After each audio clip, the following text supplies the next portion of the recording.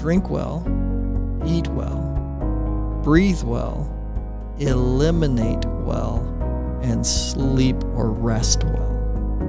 And if you do all 5 of those wells, right, you will be well now.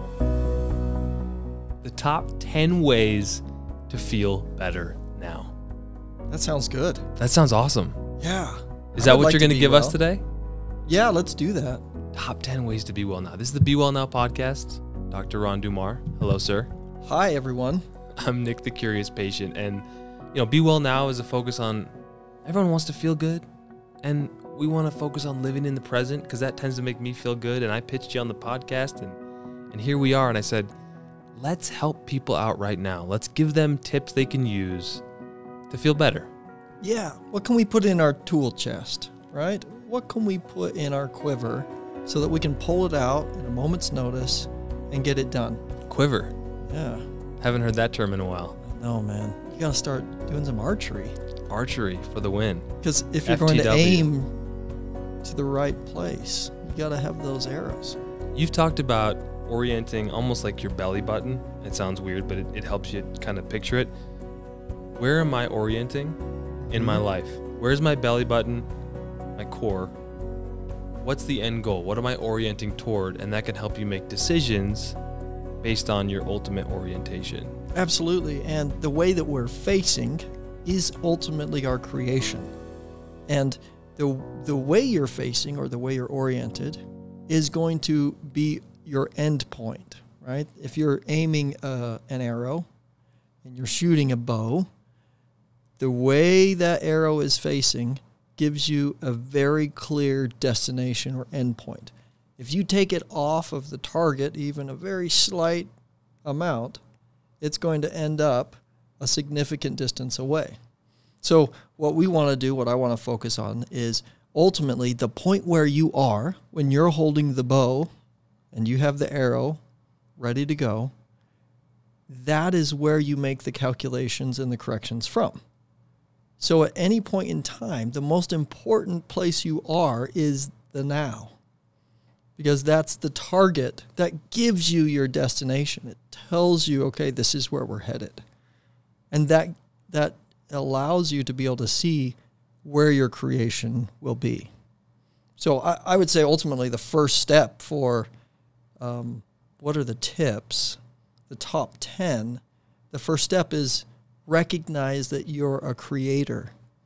We're all creators. We were designed to create. We think things into being. We act them into being afterwards. We have emotions and we evaluate responses based on those things that we act into being. And then the responses or the results we get funnels back into our evaluation and we say, did I like that? Do I want to create more of that? Or do I want to create something different? And we have this opportunity every day, every moment of our lives to change our creation. Your creation point is now. Your creation point is now. Can we run through the top 10 and then circle back to this? Let's do it. Because I want people to know we're going to give you the goods, but we are going to get into each one of them to really help you digest them and use them every day. All right, so be a creator. Focus on creation. Breathe well. Eat well. Sleep well. Read a good book. Eliminate well. Rest well. And get some sun. Every day you should make sure you get some sun. And forgive freely. Okay. There's a lot there. I think there were 10. I had That to sounds check like on my 10. notes, but I think I had all 10. I'm always going to be the guy who says, put the notes away, speak from your heart. But when it comes to 10 things, we want to make sure we get to each one of them. I wanted to make sure I got all 10 of them. Because yes. you know all this stuff Yep. deep down. Okay. Start your day with what? The intention of being a creator? I mean, I feel like life is a creation. Life is art. But help me understand, number one, to focus on creating. Yeah, creation.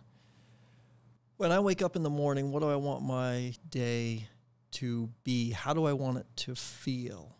How do I want to communicate to the people around me?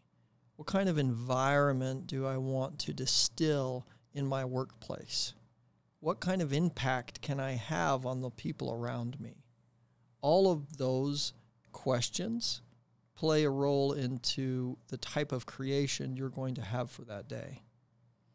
Ultimately, creation comes more so down to a place of being than a place of doing. Creation is what you do regardless. Like, we are creators, period. You're going to create, whether you're creating positively or negatively. So what you have to hone into is what creation I want to have. How do I do that in the morning? Because I'm a bad morning person, and I have to get out of my funk, and the cortisol spikes, and all of the anxiety. Slow starters. Slow starter. Your little adrenals. You need to get the cortisol going better. We need to get the people blood rely going. on some stimulants. Yeah. You know people are going to be people and have their things. So anyway, but like, I like to get into a positive mindset if I can at the beginning of the day. Do you have any ways to focus on that creation in a positive way? So one of the ways to do that is to breathe, right? To recognize that breathing, that air is a gift to you. It's a gift that's been given to you freely. No one takes it away from you. It's given to you with significant and full supply. And so we can start with an attitude of gratitude for that air, for what we have, what fills our lungs, what it gives us life. Oxygen's carried to every cell of our body through the intake of that air. Okay, so that oxygen plays a role in the physiology, in the mitochondria, in the cellular exchange. Everywhere to the deepest level of our body, we need that oxygen. So let's start by being grateful, first of all. Okay, so we wake up, we're grateful for the day. We're thankful that we're alive. Now, what do I want to create into the future? Well, we have to understand that creation, we get so focused sometimes on an actual thing that we're trying to create that we forget the space that we want to be, right? So the space that you want to hold, if you create something, well, that's great. But if you're miserable doing it, was that really a creation you desired? Was it your ultimate creative desire? I mean, obviously things have to be hard sometimes on the way to getting the goal. Challenging, yes. Challenging. So is there hard is associated with, hard is more associated with a negativity, maybe a negative outlook, I would say, right? Yeah, things can be harder. Things can be challenging. So we can go through a significant amount of hardship or significant amount of challenge and have a joyful attitude doing it. As opposed to, it's hard, so I'm suffering. Yeah. I mean, all you have to do is show up to the gym and recognize, what are all these people doing? Are they out of their minds? Right. That guy looks like, oh my gosh, sweat pouring off of his face and his cheeks, and he's putting himself through hardship for something that he sees in the future. I like that gym analogy. He's creating, right? He's a creator. He's using his ability to create something different, something new that he sees can happen through the actions he's taking right now. Can you give me a quick generic, since you were so good with the gym analogy, something that I can think about? I want to create this today, and how to feel and think about that. Yes. So what I like to do is I like to get myself, I'm a healer. That's what I do. I'm a healer. Regardless of what modality, whether it's acupuncture, herbs, recommendation to referrals for imaging or medications, whatever, I'm a healer. That's what I do. So I think of a space, and I keep pointing to this. You're asking me to be really practical, and I appreciate that. And I keep pointing to a space of being. When I'm a healer, it's about a space of being. When I'm in the workplace, when I'm interacting with people, I can say whatever I want to them. I can correct them. I can say very difficult things. But if it comes from a space of me being, if it's a being of negativity, whatever I say, it's going to feel really problematic to them, right? It's going to feel irritating, and it's going to cause discord, or it'll cause problems within the workplace. But if I come from a place of being filled with love, with peace, and with my ultimate fulfillment. Like, I am fulfilled and I love what I'm doing and I appreciate where I am. And then I say difficult things to people, totally different. So is there like a mantra in the morning to want to be in a place of peace or gratitude today, or what do I do? I love it. I love that you brought up mantras, because I actually think, and this is not a part of my top 10 list, but mantras are huge. I have a mantra that I've used since I was a kid. I didn't even know what I was doing. But I started this mantra, and it stuck with me, and it's carried me through a lot of challenge. And I just say, whenever I meet with difficulty, I am great, powerful, and strong. I am great, powerful, and strong. That's all. And I say it, and it flows through my brain, and I say it, and I feel it in my heart, and I say it, and I repeat it until I feel it in my heart, in my soul, deep down. And so I have patients that I've recommended mantras to. I think that's a great thing to do in the morning. Put yourself in the space. I like to recommend prayer. People pray first thing in the morning, for them to meditate, for them to focus on their breath, even if they're just going to lie there and they're not sure they want to get out of bed. See if you can just focus on your breath for a moment. Just listen to it, right? Fill your lungs. Since we're talking about breathing, I'm going to be a little rebellious. Should we go to the breathe well, or do you want to go in numerical order?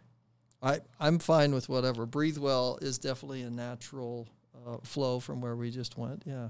Because I find meditation in the morning, if I can sit down, and I don't know if it's the intention of the thing or the physiology of what happens with my heart rate when I actually meditate, even if I meditate badly, I think it's the intention more than how well I meditate.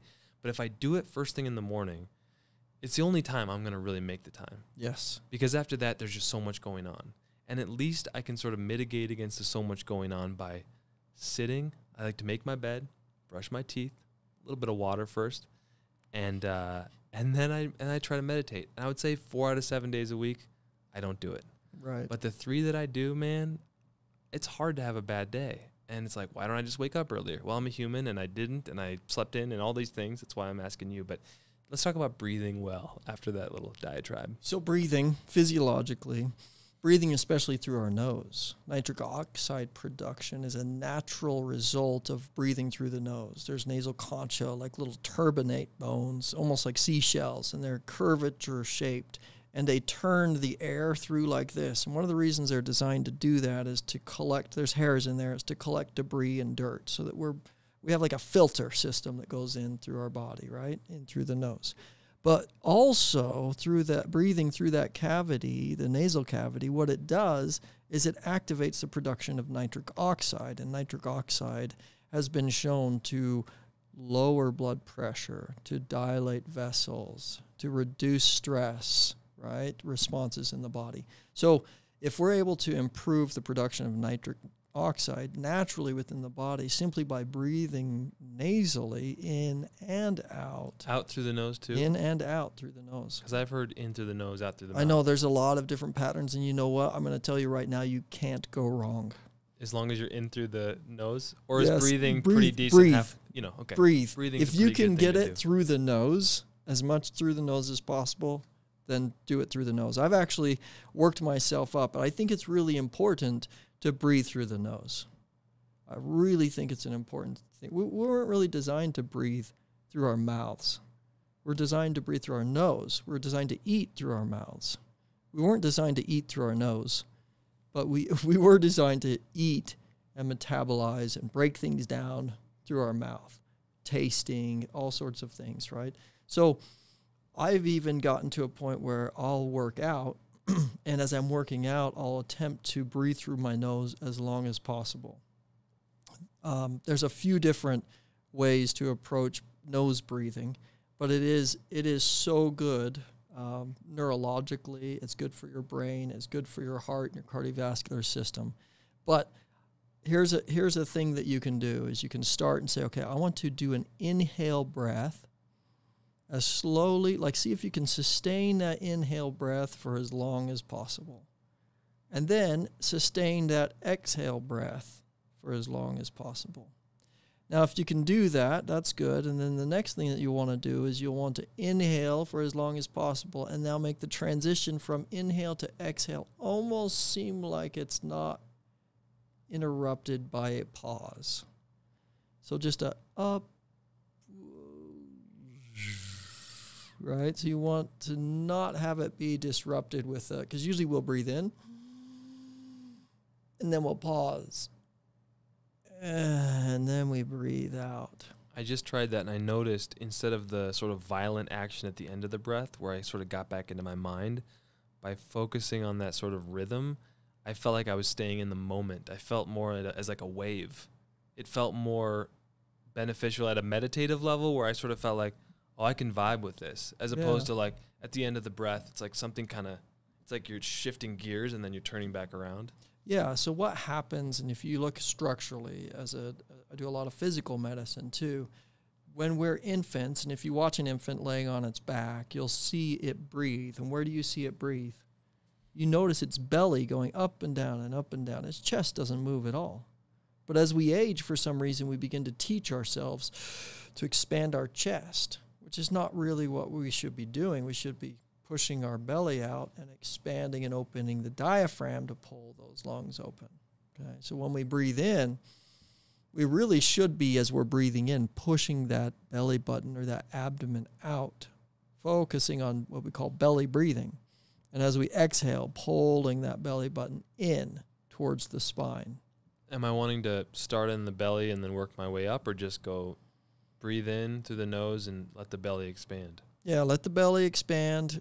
If you're pulling more and more, eventually you are going to get to where you feel like you're lifting your lungs or lifting them with your chest. But what I see happen as a physical medicine practitioner, a lot of people will develop angina or chest pains, and they'll think they're having a heart attack. But it's because they're chest breathing. They're breathing almost lifting with their neck and their chest muscles. So they're trying to expand their rib cage from here, and they develop so much tension along the muscles that are in and around the rib cage that they think they're having a heart attack. They're worried about their heart because they have all these pains. And the reality is they just need to adapt their breathing. There's so much to talk about with breathing. Breathing's a big one. We could do another podcast on breathing. Each of these probably we could do a podcast on. And please tell us in the comments below. Email us, bewellpodcast@gmail.com. The bewellnowpodcast@gmail.com. Please let us know what you're into, what you want to hear more from. We're still getting it right, you know. We're breathing, creating. We hope this is helping folks, because it's very awesome. I'm loving it. So okay. Drink well. Drink well. That's number 3. Yeah, we gotta drink well. Like it's actually number beer. It's actually number 2, but yeah, but drink well. Craft That's our beer number 3. And what, gin? That's the best kind of. Yeah, man, drink it well. Drink well. So I'm going to give you my 5. I'm going to give you my 5 wells. I think that really go along with the podcast so well. And we're talking about 10 tips. Not all of them are my well tips, but my top 5 that are mantras in my practice as well are drink well, eat well, breathe well, eliminate well, and sleep or rest well. And if you do all 5 of those wells, right, you will be well now. And that's the cool thing, is that all 5 of those, if you can encompass all 5 of those areas and look at it, say, what am I doing today? What change do I want to make in my life today? Can I improve my drinking? Can I improve my eating? Can I improve my breathing? Can I improve my elimination? Can I improve my sleep or my rest? If you make improvements in one of those areas each day, you're going to be well on your way to having a vibrant life. Yeah, you said something cool in the last podcast, which was just make a change today to improve your life. And it could be small. Yeah, little changes. Like a little change. That sounds so cliche, but it actually worked for me that day. And that's all we have is that day and that moment, and trying to orient in the right direction. Okay, drinking well. Yes, so drinking well. First thing in the morning, great thing to do is to have good quality water, clean water. I don't necessarily think it's required. A lot of people say, oh, you should have reverse osmosis water, or you should have only H2O. Well, look, my body is made up of 60 to 70% water. And that's not water that is H2O. It's water that's bound to minerals, has minerals floating all through it. It's salty, right? So it's saline. And in fact, the fluid that I am in before I'm birthed is saline. It's salt. It's like I come from this living fluid, this ocean of water, right? And then I'm birthed into this humanity, and my body is largely water. Well, it resembles the oceans of the earth that we have, that we live in, that we live on here on earth, right? So when we consume water, it doesn't have to be stripped of nutrients and minerals, but we do want to make sure that it is purified from chemicals or from pesticides or from plastics, from parabens, from PCBs, things like that. And so getting a good filter, if you are concerned or if you know that the water in the area that you live is contaminated in some way with any of those type of things that I mentioned, then you should use a good filter. But first thing in the morning, before anything is consumed, it should be water first. Water first. And we mentioned in one prior podcast, water with lemon. You want to squeeze a little lemon in there. Even if you don't have lemon, a good cup of water, a good glass of water is the best thing first thing in the morning. It's a lot of work to chop up the lemon, and I know that's an excuse, it's a struggle. Well, it's a challenge, right? The mornings it's are a challenge. Yeah. I did it for like a week. I felt amazing. I was like, this is like caffeine. And then you run out of lemons, and then you go to the store, and you forget to buy the lemons, and then you chop the lemon up. How much do you use? What do you do with the other half of the lemon? I don't have a plastic bag. You know, am I going to put it in a bowl? I got to wash the bowl. It's life is hard in my head, Doc. Man, Nick, I love it. I love the pieces you just put together. And we want to simplify life for people because the wellness life is not meant to be complicated. There are diets out there. There are recommendations from people. We just had a little conversation about this off air. And that is, people will sell you anything, right? People will sell you, they'll make a great big hurrah, right? And they'll say, look, this is the right thing. This is the right way. And you know what? That may have worked for them, and they're not lying. But the reality is we're all unique. We're all different, and there is biological diversity. So what we have to do, our objective as physicians, is to meet with patients and to discover and help them learn about their unique individual physiology and what the demands of their physiology are and which type of diet works best for them. I am not a person who would follow any sort of diet 100% unless I was specifically prescribed that diet and watched over by a physician. Let's just stay on hydration for a second. Sorry. Jump to food. No, you're good. Quick 2 or 3 sentence spiel on how much hydration, what should I be drinking or not drinking? Just give me something to take. My typical recommendation for patients is you should be drinking about half your body weight in ounces of water every day. And that's water, not water with flavoring, not water with Crystal Light, not water with anything else. LaCroix? Yeah, right? No, well, isn't that you're just talking about sparkling water. Yeah. So sparkling water, just water. You look water. at a lot of these sparkling water things too, and believe me, I've tried a lot of them, and they're nice, and it's nice to have the bubbly, and I think a lot of us get addicted to the bubbly, and we feel like it's a treat and it's a reward. Well, that's cool. That's a pretty tame addiction right there. Yeah, it is. As far as addictions go, but sure, yeah, the bubbly water, bubbly, wild and crazy. But we love the bubbly, but it's something special. And honestly, who's going to drink water? Like, who's going to drink water that is bubbly? Right? If they're not, like, they're trying to elevate water. Is that what we're doing? So that's why I said I think it's we're like addicted to this having a buzz, like a little bite in our mouth. It's like an oral fixation. That's why I said that. Because why are you doing that to water? Right? Why do you need that? Either you're taming down something you think is really good that you want to actually drink, but you're not going to, and so you're bringing it to this like lowly space, or you're taking something that is so valuable and precious for life, required for life, and then adding bubbly to it as some sort of means of upping? Like, nobody likes really bubbly water. right? Life is so full. Life is so full of paradoxes. Like water is so essential, and yet it is a solvent, and it is this beautiful thing that is life, and yet it can destroy in floods. And I think life is full of all these paradoxes. But I just thought about that because water. Well, it detoxifies. It detoxifies, right? It's going to clear. It's going to bind to things and pull them out of the body. We have the turbid. When you look at Eastern medicine, their organs are related. Each organ is related to an element of the earth, and the element of the earth, water, is related to the kidney organ. So you look at the kidney, and this should come as no surprise to people. Well, the kidney, the ureters, the urinary bladder, the urethra, this is the water filtration area in the body. What it does is it's a filtering system. It takes the turbid, it takes the water, the liquid and the fluid, and it says, okay, what is waste material here, and what should we actually keep? So what do we get rid of, what do we excrete, and what do we keep? Well, we want to be drinking as minimally waste-type water as possible so that the kidneys don't have to be eliminating such a significant amount of toxic, turbid material. That's so interesting. How do we feel about this? Pregnant pause? Yeah, here we go. These are kombuchas. So this is actually sparkling probiotic drink. So this is Kavita. Mm-hmm. It's not sponsored, although sponsor us. That's all right. No, I honestly, these are fantastic. I think this is great.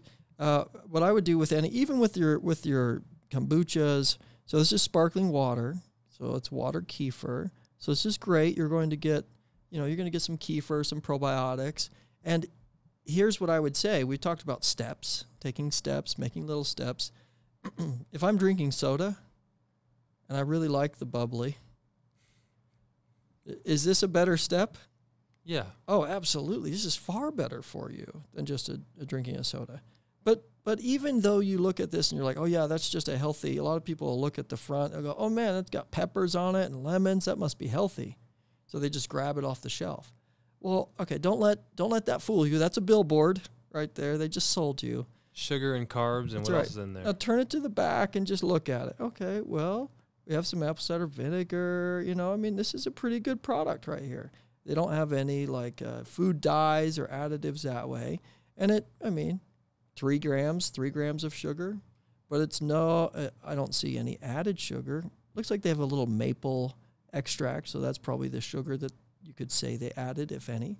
So, but no, it's a good product. I'm a big fan of Kavita. I also like kombuchas. I like the Live brand, and I know we're mentioning brands here, but I like the Live brand of kombuchas because it's easier for some of my patients to palate. Yeah. Because they have root beer and Dr. flavor and cola flavor.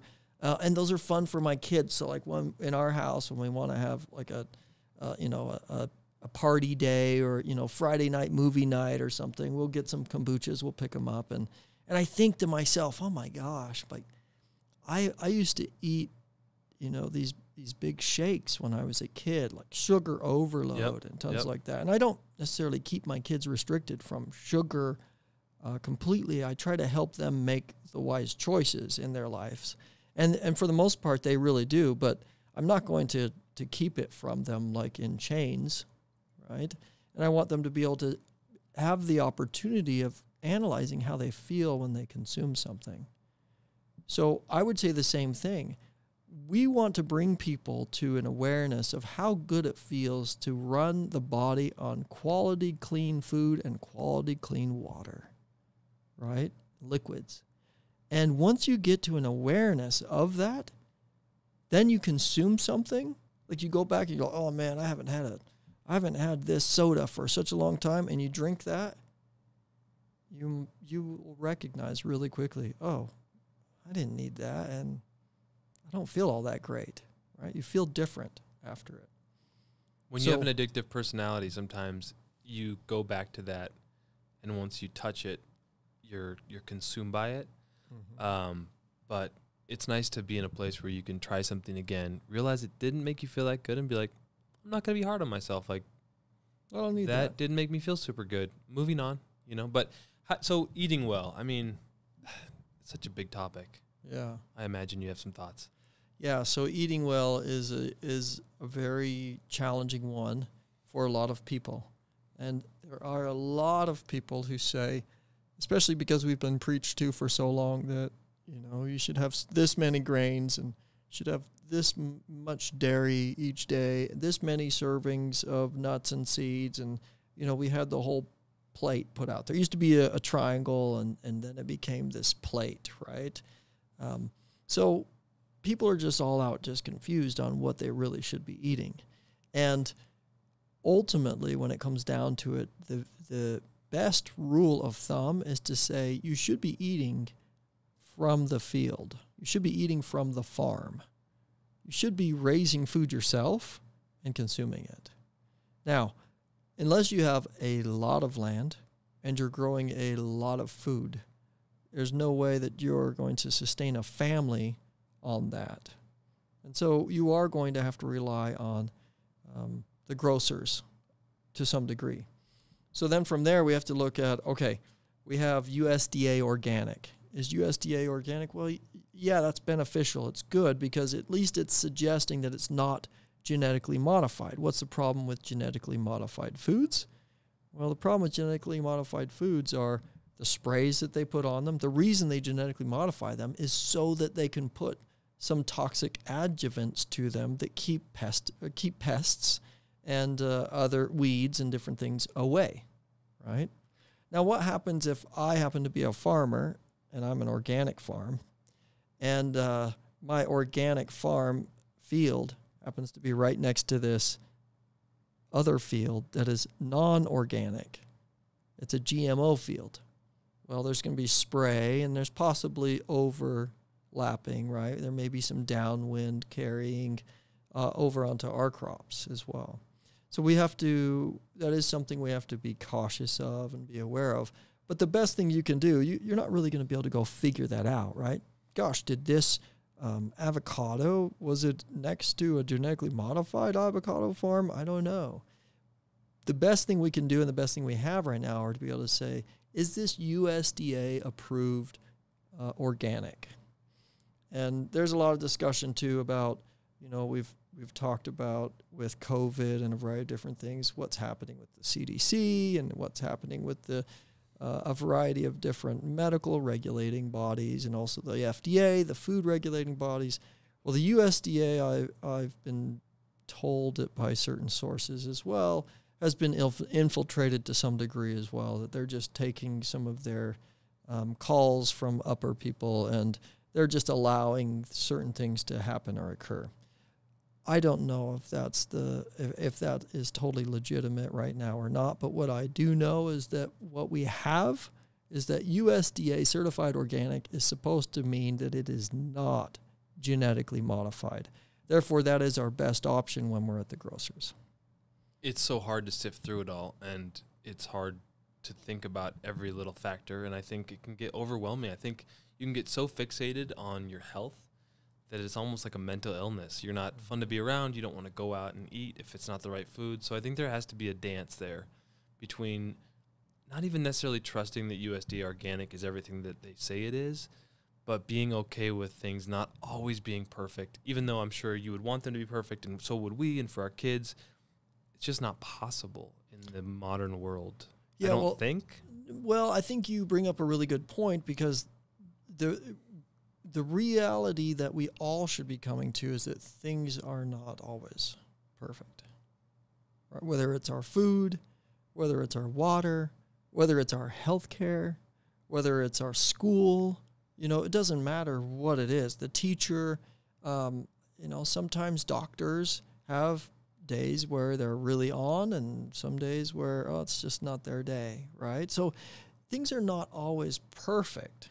And in fact, I'm not even sure what that word means, perfect. Yeah, okay? Nothing's ever perfect. But there is an ideal that people are aiming for. And I think that ideal is, we have to temper that ideal with reality and recognize, okay, we're aiming for as clean as possible.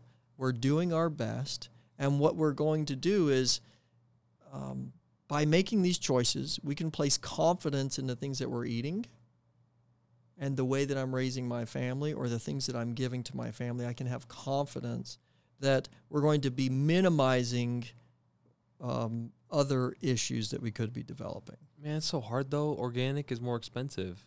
And then that stresses people out, and that anxiety can't be healthy. So what does one do, Doc? Yeah, so I tell my patients really that it's fine, and organic is more expensive, but I'm also expensive, and you can pay for it there, or you can choose to pay for it here, right? And we run more of a wellness clinic, an integrative clinic, so we work with a lot of people that are optimizing their lives, not just chasing away disease. But more often than not, where people are headed when they're making the statement of, well, that's way too expensive, is they're in a place where the care provider that they would be going to is more of the catastrophic medical doctor, allopathic type of care. That care is astronomically expensive, okay? And so it's way more expensive to pay for the medical bills, or to pay for the repeated illness, or to pay for the, fourth round of antibiotics, or, all those things. It's way more expensive to pay for that than it is to actually pay for quality of health and quality of life up front. 100%. All right. And how do we assure the quality of health and quality of life up front? We eat quality food. You got to eat the quality food. You got to put the quality gas in the tank. That's right. I'm the policeman here. I'm keeping us on track. Sun time. Okay, I've seen Carnivore MD and I've seen Liver King. Apparently, I've decided to follow them. If you haven't seen them online, they're hilarious. They're I had a patient who told me about Liver King the other day. I recommend liver all the time. I love it. It's so good. But I didn't know there was a Liver King. Oh, Liver King. These guys are ridiculous on social media, and they're always shirtless, and they're getting sun all the time. But I've seen them talk about certain times of day to get sun, certain times they totally avoid, certain sunscreen tips if you're going to ever wear it. The floor is yours, sir. Well, so the best times of the day are early, as it's rising, the sun, and as it's setting. Those are the better times of the day to be getting sun. High noon, I wouldn't say, unless you're going to do short duration sun. But it is important to make sure that you have at least 25 to 30 minutes every single day of 75+% of your body exposed to the sun. Really? Yes. So I should go shirtless through the parking lot here outside your office we're done? And it's funny because there was a social media post my friend sent. He was driving down one of the roads in Salt Lake City, and this gentleman's walking down the sidewalk naked. And he recorded it from the side. Apparently he wanted to be discreet. And I had to laugh. And I put on there, boy, that guy's serious about his vitamin D. Right? That was my comment. You're the jokester. Yeah, that was my comment on that one. But it's in order to get the appropriate amount of vitamin D from the sun, we have to have 75% of our body exposed to the sun for at least 25 to 30 minutes. And that's free of sunscreen. We should not be using sunscreen because turn it over and look at the ingredients in the sunscreen. Probably the same things that are in car cleaning chemicals are in some of these products that we put directly on our skin. And I know that because I happen to detail cars for a living, which is very interesting how toxic all that stuff likely is when you look at it at the chemistry level compared to the wholeness and wellness situation to the discussion we're having here. But there's a product that helps remove contaminants on car paint, and it's very smelly, and it turns the embedded brake dust and all the stuff that comes up from the road and gets stuck in your paint. You'll see a white paint, these little orange dots, if you guys know what I'm talking about. Is this rust spots? Whatever. So there's a product that will remove them. It smells horrible, but the active ingredient in there is the same as in perm solution. Oh, geez. And I'm like, we put this stuff, and the chemist we were talking to said a lot of the stuff that's in beauty chemicals, it's like they're putting these car cleaning things on their skin, like hand lotion and everything. So I don't even want to know what's in these sunscreens. We treated a patient for a little while who was worked in a spa, and she had developed significant allergies, and it was getting bad enough that she was having a really hard time even working during the day. And she was at a point where she couldn't justify stepping away. She had people to take care of and was a provider in her home. And so we worked with her and did allergy testing, heavy metal testing, and did some detoxification work with her. And eventually the best thing for her, and what she ended up doing, was she decided to start working out of her home. And she had to clean up a lot of the different products, and she changed completely her environment, and her allergies stopped bothering her.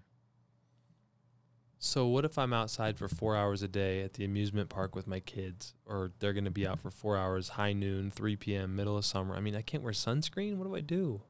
Yeah, so most often the areas that, it's more often than not, the areas that are going to receive sun exposure are the back of our neck, our arms, usually elbows or below, and then maybe, mid-thigh down to the calf. Now, those areas, what we really want to do is, it's not the greatest idea to try to go out and get a burn, right? We'd rather prevent the burning. So if we can limit the amount of sun exposure, or not limit, I should say, if we can moderate the amount of sun exposure. I've never had any issue with my kids being out in the sun and playing all day. The time I have an issue is if they take their shirt off and then they're running around, or they even, I have younger kids too, so sometimes they'll take their pants off. If you have kids, you understand what I mean. So if they're completely out in the wild, they have their diaper off. I mean, like young diaper age, and all of a sudden, diaper or pull up or something, and then they come home and their legs are fine, their arms are fine, their neck is fine. It's really just that abdomen and the back. Yep. So it's more sensitive areas to sun exposure. So what you can do is you can actually preempt that by starting to using like red light and giving sun exposure or light therapy treatments to those areas of the body. This is also a really good way for people to get your light exposure when there's no way that you'll have 75% or more of your body exposed for 20 to 30%. Yeah, give me some middle of winter tips for this. So midwinter, there's a Happy Light, which is actually a really good light that you can use, and that's. Can I find that on Amazon? Happy Light, and not a sponsor. Hashtag. It's not a sponsor yet, but they're going to be calling us soon. Yep. So, but Happy Light is a light that a lot of my patients have benefited from. It helps with depression, and all it is you put it near the desk where you work, or I have patients look into it and just kind of stare into it first thing in the morning, to get those rays when they necessarily don't want to go outside because it's 17 degrees Fahrenheit. And the other thing you can do is you can get a red light. Red light therapy is a really, really good activator of our mitochondria, which is required. Mitochondrial function is required for cellular repair. It's also required for energy production. We have a variety of different cycles that take place within the mitochondria. One of those is called the Krebs Cycle, citric acid cycle, pyruvate. There's a variety of different things that happen, but it takes sugars or it takes fat, and it will turn the fat or the sugars into energy through these cycles. And we can end up, as it goes through the whole cycle system, we end up with about 36 ATP units of energy. Okay, and that's pretty cool. And we can do that. We can activate and have a healthy process taking place by having appropriate amounts of sun exposure. What, is a red light like a red light bulb? So there are red lights, and maybe we can put a link to one of them in the show notes. There are saunas, red light saunas that you can get. I have a recommendation that I'll make in the notes of the show. Perfect. All right, I'm moving us on. Okay. More to talk about. What's next on the list, sir? Eliminate well. In the German culture, in Germany, I lived there for a while, studied German. They have a toilet bowl, and then it's just flat. I mean, because I think people examine their stool, whether they say they do or not. In Germany, though, it's like, it's not just a bowl. They have a flat area. It's there. I mean, you're just there to like, let me see what happened here, right? I mean, it's like very obvious that matters. Yeah. We don't really talk about it. So I'm going to let you go. Well, eliminate. Do what you do. First of all, am I eliminating? Right? Do I eliminate? Do I eliminate every day? And you're talking specifically about stools. That's one of our most significant elimination organs. And if we're not eliminating every single day, there's a problem. It's a concern.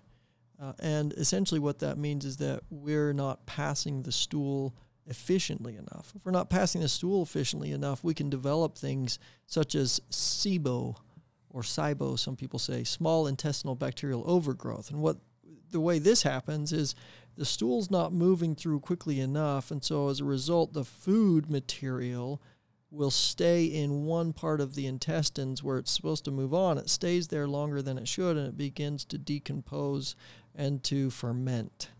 And as it ferments, now it's in the wrong part of the stool, and it's off-gassing. So now it off-gasses. It's like this bacteria taking place, off-gassing in your gut, and then you feel bloating and expanded. So that's a condition called SIBO. And you can also do tests, because these people sometimes they'll belch or they'll burp, or we'll do breath tests, and they'll end up with methane and different gases in their breath because of the off-gassing of the bacteria. So it's important to make sure you're eliminating, and any sort of disruption in elimination is a sign that there's a dysfunction occurring somewhere. Okay, and we need to get that back on course. So there are other elimination areas, though. We eliminate via our breath. Our breath is actually breathing, is actually the exhale is an elimination process.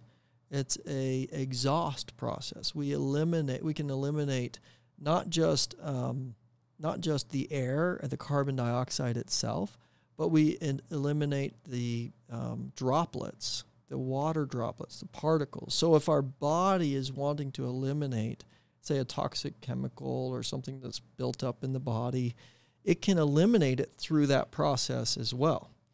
Another process of elimination is our sweat glands. So we should be able to sweat. Well, one of the ways that we can work up into a sweat is we can be in the sun. Or we can be, see, a lot of these kind of pattern together. A lot of the activities that we do in life pair a number of these key principles for being well together. So one of the principles for us to do that is to say, okay, we need to sweat. Well, while we're sweating, think of the times that you sweat. Well, I was at a soccer match the other day. I happened to play in a 40-plus league, believe it or not, and it's a lot of fun. I said I would never do it, but now I am doing it, and I enjoy it a lot.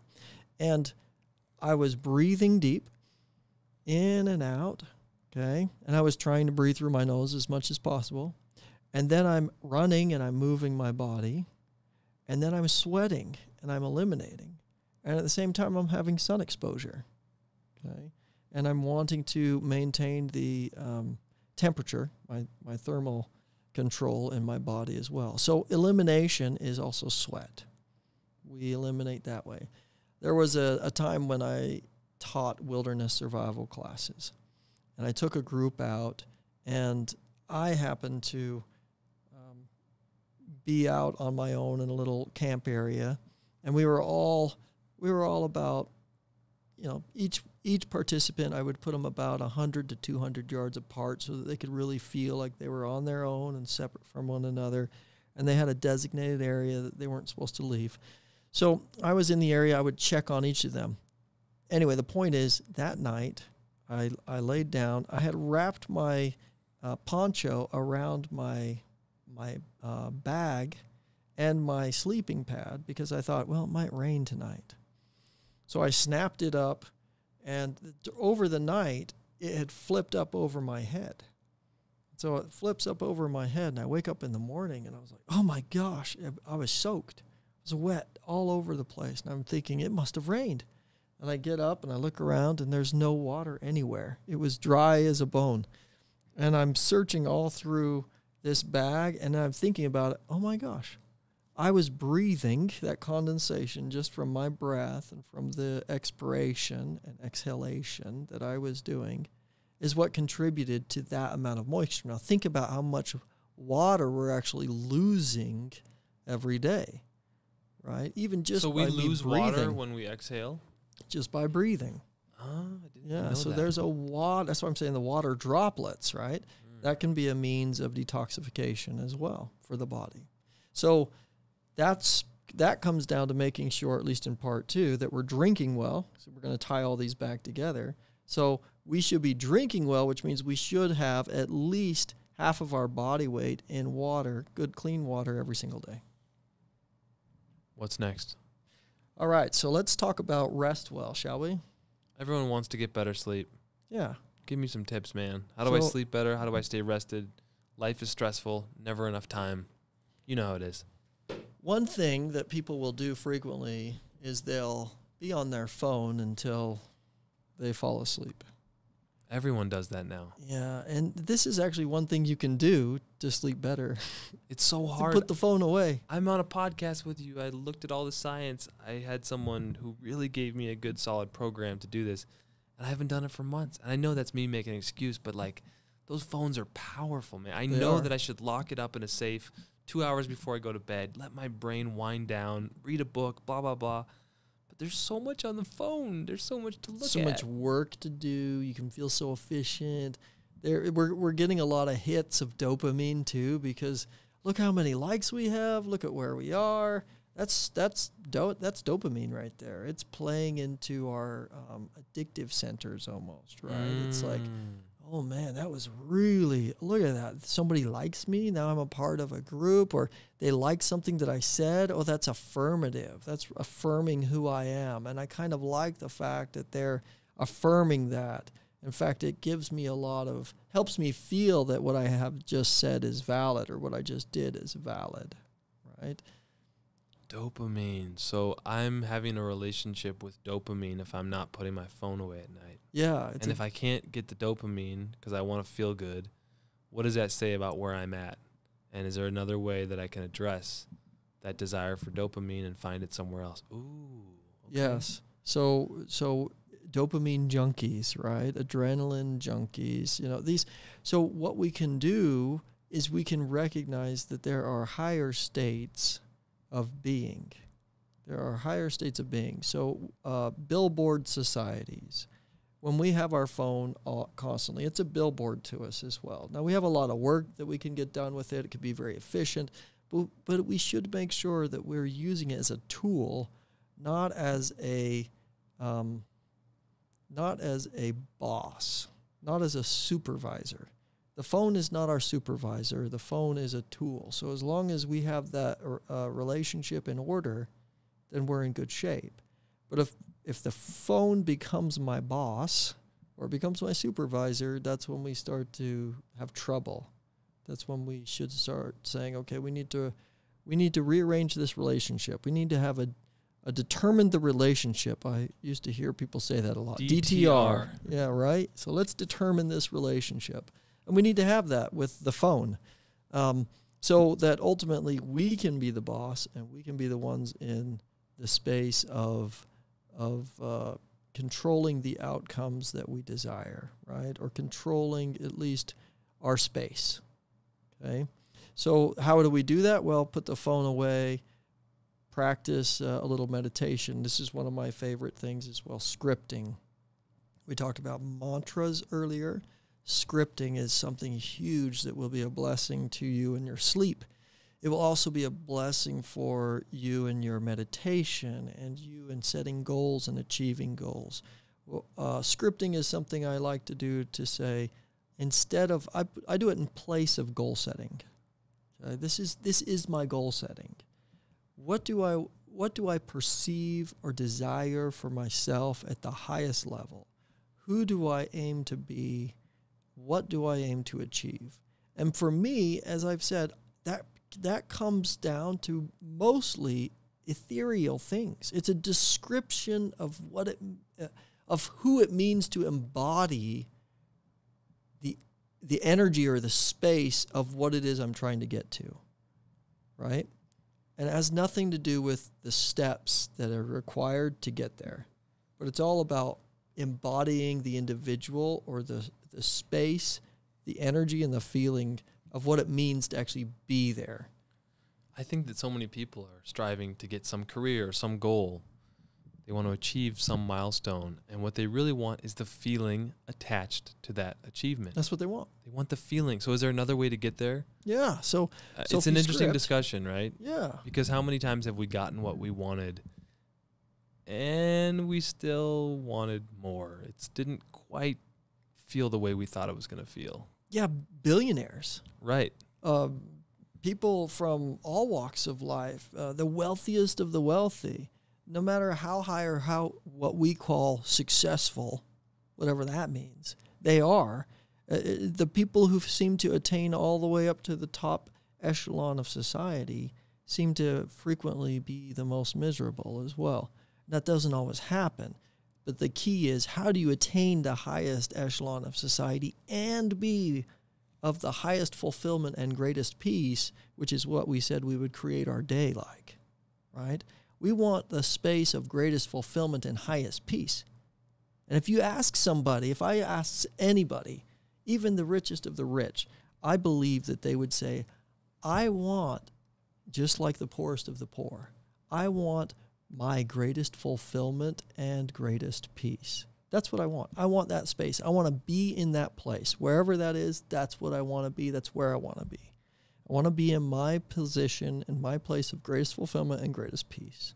So what was the scripting of the lines again? So the way we do this... Can you repeat that again, just redundancy? The greatest fulfillment and greatest peace? Well, you said the things that you would like say or script out at the end of the... You said that was your goal setting. Yeah, so for me, it's goal setting. It's like, if I want to achieve something, it's about what type of space.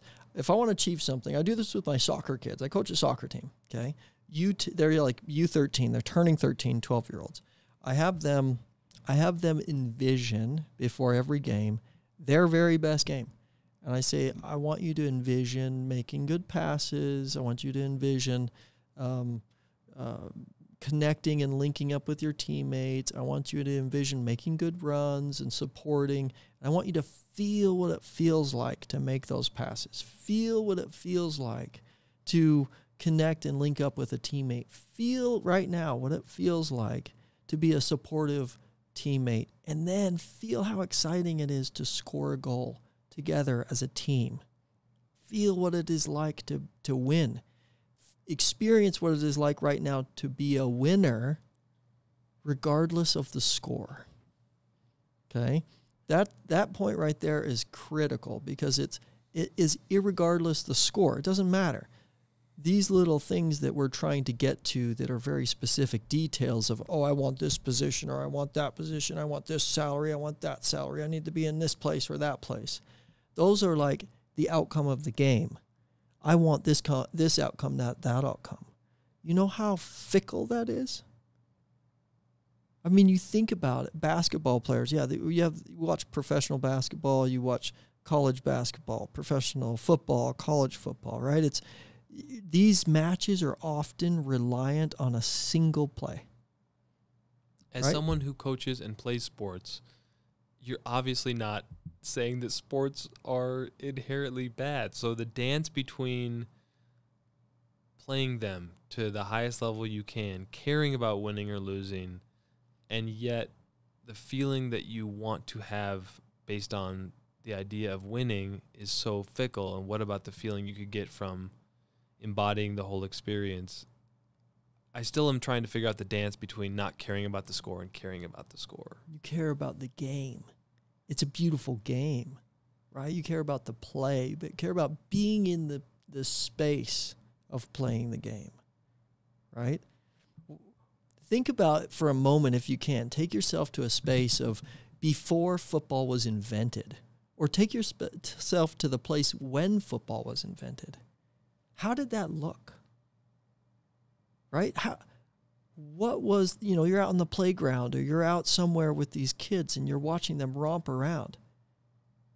And they're throwing a ball around and they're trying to beat each other or do this and get around each other. And what does that look like? How does it feel for them? It's play. It's expression. It's self-expression. They're expressing who they are, and they're loving it. And they're not, beating each other up or ranting and all upset with each other. They're all out there just having fun and playing. And they're finding a role, and they're each participating. And they're participating to their fulfillment and to their peace. It's a creative dance. It's an art, right? And so now we monetize it. We professionalize it. We develop skill sets around it. We have a whole industry around it. And now what we've done is we've muddied the water. Well, the game is still there. It's still beautiful. It is still expressive. It's still dynamic. There's still art to it. There's still incredible beauty. It's all there. And all of that exists irrespective of the score. Okay? I get it. Do you care about winning or losing? I love to win. Okay. Who doesn't? Okay. So all those things can be true at once. Yeah. Okay. Yeah, and I hate to lose. I say to my kids too. But this is the other way to do it. When it comes to winning and losing, right? If you set yourself up to accomplish something, here's the thing.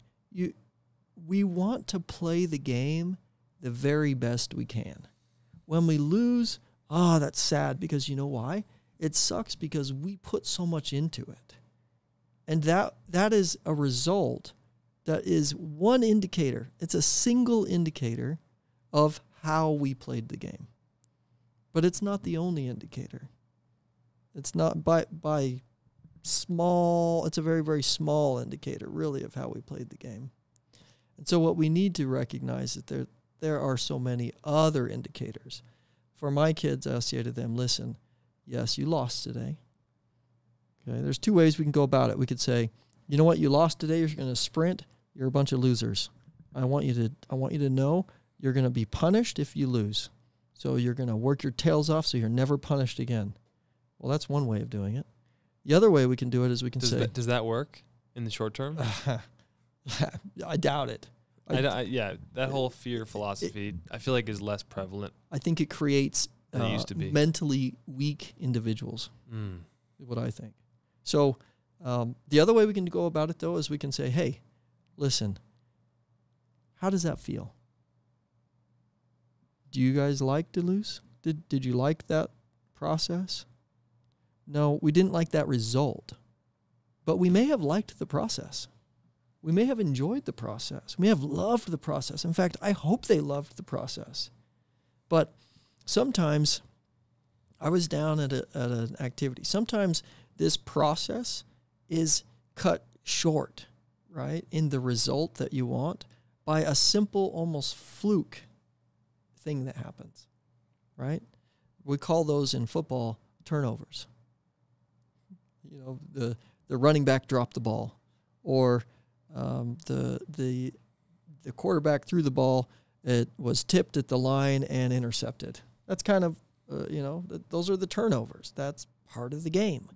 Those are things that we're not anticipating, but you can have those things occur, and it can completely wipe out the entire game that you played, right? And if we allow those moments to overshadow the brilliance of everything else that we did, then we're missing the entire point, right? Makes sense to me. And did we get that from Rest Well? Is that where we got that from? I think we got that from Rest Well. We're an hour and 3 minutes. Let's keep it going, sir. Okay. What's next? All right, buddy. We need to talk about forgive freely. See, I'm the policeman, but my heart is not cold. I just want to make sure we get all this in. Forgive freely, man. That's profound. How do we do that? I have a lot of things in my heart that I could probably forgive more. You know, what does that look like? Well, forgiving freely, it encompasses a lot of levels. So I like to usually start with something or some things that are easy to forgive. When I say to my patients, "Oh, you got this injury, how'd you get this injury?" And a patient will say, "Well, you know, my horse misstepped and ended up hitting into me or rearing her head into me, and then I got slammed into the gate, and she didn't mean it. She's okay. Well, it's pretty easy for them to forgive, right? And so it's okay. Well, let's go from maybe an animal or from a pet to your child. So your child does something, maybe similar, and it's easier for them to be a little more stern, which is interesting with a child of theirs. And I think it's because of the cognizant, what they think, the mental capacity of their own children as opposed to of an animal. They're expecting it to be greater. But nonetheless, they're still very, very willing to forgive and very freely forgiving their children. And so that's fantastic. Not always the case. Sometimes that's a place we really have to work. And then I say, well, what about you? What about forgiving you? Have you looked at any area that you've been holding, maybe judging yourself a little too strictly?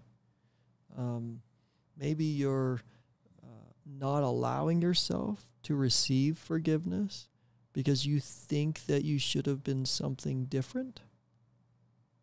Are you holding on to those expectations of yourself and not allowing yourself the grace? Because that is an incredibly powerful and freeing thing, to allow yourself forgiveness, to allow yourself the grace. And we hear this analogy a lot, and it's the airplane analogy of who do you put the mask on first? Well, you put it on yourself so that you can be of assistance to other people. And in truth, we need to do the same thing in our health. We need to forgive ourselves first and freely so that we can be of assistance to others. We need to allow ourselves to be in a space of grace so that we can give grace to others. And we should be able to feel like we can hold expectations. Like we can expect people to do things in a honorable or a just manner, and hope that our just is the same as what they think their just is. We try to align in that. But forgiveness is also a way that you could say that is allow people an opportunity to make the changes you see they can make. But sometimes we are so busy correcting, making corrections, and offering critical feedback that we forget to allow them to change. So what I would say to all of that is forgive. Forgive yourself. Forgive others. Recognize that there's a foible nature to all of us. That's the human condition, that we make mistakes. And whatever the word mistake means, I think it ultimately just means that there's been a breach of what someone expected you to be or to do. And if you hold that in against them, then that breach will always be there. But if you openly have communication, you discuss it with them, first of all, they're aware of something that you want changed, and they very well now may be able to make that change. Whereas before, it was just something you always held against them. So if you can, first of all, bring that to their awareness, and then secondly, be forgiving, and meaning, okay, now we're past, right? Now we're beyond it, okay? The other thing with forgiveness that's really difficult and challenging is repeat offenders. Okay? Repeat offenders is, people always ask me about that. Well, what about, they're not changing. They'll never change. Okay. How about you? Ooh. Right? Flipping it around. Is it the fact that they're not changing? So think of it in a relationship. I say this to my patients, and my wife and I will frequently remind each other of this, okay? If something bothers you, it's usually something you need to change. Okay? So remember that. If something bothers me, there's usually something in it that I need to work through. There's work for me to do. So let's step back, and if I'm casting my irritation on someone else, and I'm taking it from here, which is where the irritation is, and I'm pasting it on them because they're doing things that can allow me to, boom, push it out there and give a description to it, then it's really coming from me. And it's going to continue to worsen and fester and worsen unless I can be vocal and communicate about it and then say, hey, is this my issue or is this your issue? And then the person might be like, I don't know, look, I'm sorry, I didn't mean to do that. Well, that kind of sounds like somebody who, it's not their issue. If it's bothering you, you don't know whether it's their issue or your issue. You don't know if it's their issue. Let's put it that way. What you will know is if it's your issue. And if it's your issue, you're bothered by it. Yeah, but you don't even think that. You don't even think that a lot of the time. No, you think it's their problem. It's really hard to get out of that space and get to the space you just talked about. I actually had a connection there, and I was like, oh, that makes sense. You can pick apart any logic. I mean, I could say, well, that person is doing something super egregious, and I have to be around them, and I can't handle it, and anyone around me would say they are a ridiculous human for doing these things. They shouldn't do it, and, like, how can I be expected to abide? How can I deal with that in such an intimate setting? I'm thinking of, like, a workplace. Sure. You can find as much justification as you want. Exactly. It's still your own work to do on if you're how that makes you feel. And yes, let me put it this way. Take all of that away. What you're telling me is that you're not secure enough in your place of fulfillment and peace to carry it with you in front of people that apparently you have an issue with. You need to be able to give instruction and correction from a place of love and peace, from a place of fulfillment and peace. And if you can't do that, you should not be giving correction. And these 10 tips are about helping us find our fulfillment, live in it. Fulfillment and peace, and ultimately to be well now. Have we missed anything? I don't think so. I put on here some reset time. I think reset time is a good one.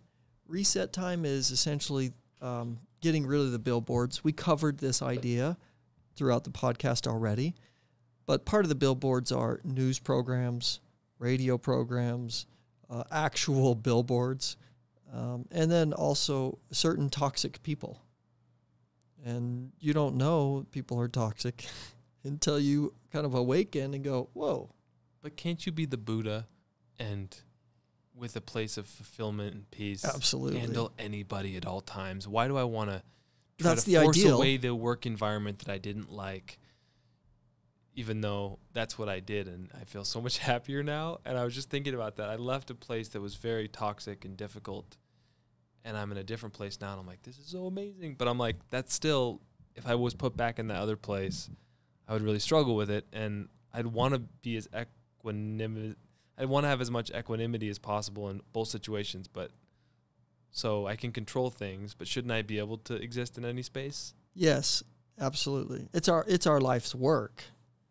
The only person that I think is claimed throughout all of history and literature to be able to be in a place of vile sinners or negativity and irritability and still focus on fulfillment and peace is Jesus Christ, right? That's the story of it anyway, right? Regardless of what you think or believe, that's the written story of Christ, is that he was crucified. He had the most vile of vile things occur and happen to him. He was taken to the depths of iniquity and negativity, and he sat with negative and evil and was among the vile, and he was able to encourage and to draw love and to show peace. And knowing that his time would come, and knowing that his very physical faculties would be removed from him temporarily, he was still willing to sit there like Buddha and to say, Namaste. Namaste is a term that acknowledges the divinity in all of us, right, Yeah, Doc? exactly. And he did that somehow. That is the story that's written about Christ. You know, how do you do that? I don't know. I'm working to do that myself, and I think that's our life quest. But the fact that we can be in that space, and this goes back to the creation, we want to be in that space. Why not work to be in that space your entire life? Of peace and fulfillment? Fulfillment and peace. That's it? That's the Be game? in your greatest fulfillment, be in your greatest peace. Then when you're in your greatest fulfillment and greatest peace and an opportunity comes, will you take the opportunity? You might. You might not. But you can make that decision. You can make from any decision. An amazing place. Yeah, and it's all you. It's just you. And no one else is making it for you. No one's pressuring you. You're like, you know what? I'm in a very peaceful, calm place. I'm not making this decision because they're promising hundreds of millions of dollars. I'm not doing this because they're pressuring me over here or because some attorney's threatening this. I'm just in a space of fulfillment and peace. This is my daily creation. I woke up. I created this from the beginning. I did my breathing. I did a little sun worshiping. Like, right? you have to do the things to get there. It doesn't just happen. Oh, it's a practice. You have to show up, practice. That's I hate a daily to say practice. put in the work, Western, language, placed on it. But put in the being. you got to do it every day. Yeah. And then you'll get something out of it. You got to be it. You got to be it. We're doing all the time, but we're human beings. Just be We it. should be more Be well. now. Namaste. Namaste.